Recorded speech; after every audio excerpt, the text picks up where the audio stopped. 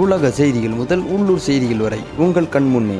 News 16 செய்திகள் உடனுக்குடன். ஆலம்பாடியை சேர்ந்த ஆதரவற்ற மாற்றுத்திறனாளி பெண்ணுக்கு 3 சக்கர மிதிவண்டி வழங்கிய சமூக ஆர்வலர்களின் செயல் அப்பகுதி மக்களிடையே பாராட்டை பெற்று வருகிறது.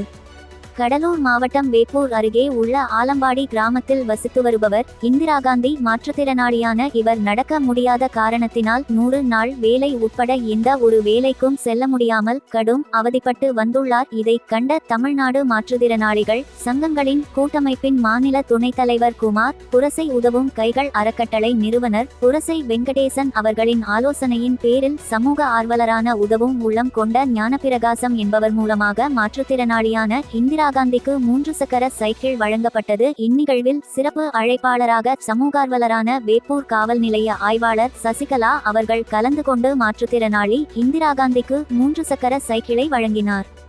அப்போது மாற்றுத்திறனாளியான இந்திரா காந்திக்கு மாதந்தோறும் தேவையான அரிசி, காய்கறி உள்ளிட்ட அத்தியாவசிய பொருட்களை வழங்குவதாக காவல் ஆய்வாளர் சசிகலா அவர்கள் தெரிவித்தார்.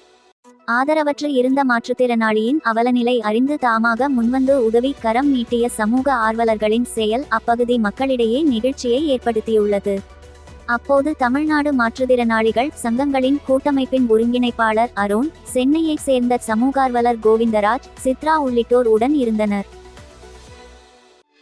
உள்ளூர் செய்திகள் முதல் உலக நிகழ்வுகள் வரை உடனுக்குடன் அறிந்து கொள்ள நியூஸ் 16 சமூக வலைதள பக்கங்களை சப்ஸ்கிரைப் செய்யவும்.